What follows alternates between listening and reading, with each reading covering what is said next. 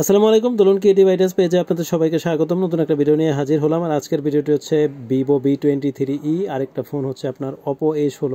তো এই কাস্টমারটা অনেক দূর থেকে আসছে আমার কাছে কাজ করানোর জন্য, এবং তার রিকোয়ারমেন্ট ছিল যাতে ডিসপ্লেগুলো ভালো কোয়ালিটি লাগিয়ে দেই।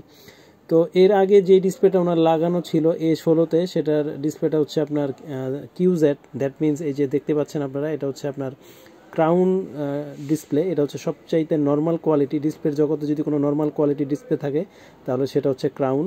আর এই ডিসপ্লেটা লাগিয়ে সে তেমন একটা ভালো সার্ভিস পায় না, এবং কালার কোয়ালিটিও ভালো ছিল না। তো এখন আমি একটা তাকে AAA ভালো কোয়ালিটির অরিজিনাল ডিসপ্লে লাগিয়ে দিই। আর এই যে V23e যেটা, সেটার আমি একটা নিনজা টেকনিক দেখাচ্ছি কেন মার্কেটের ডিসপ্লে খারাপ হয়ে যায়। এই যে আপনারা দেখতে পাচ্ছেন, অরিজিনাল ডিসপ্লের আইসিটা থাকে ছোট আর মার্কেটের থাকে বড়। তো বড় হওয়ার ফলে যেটা হয়, এটা চাপ খেয়ে ডিসপ্লেটা নষ্ট হয়ে যায় হাত থেকে অল্প একটু পড়ে গেলেই।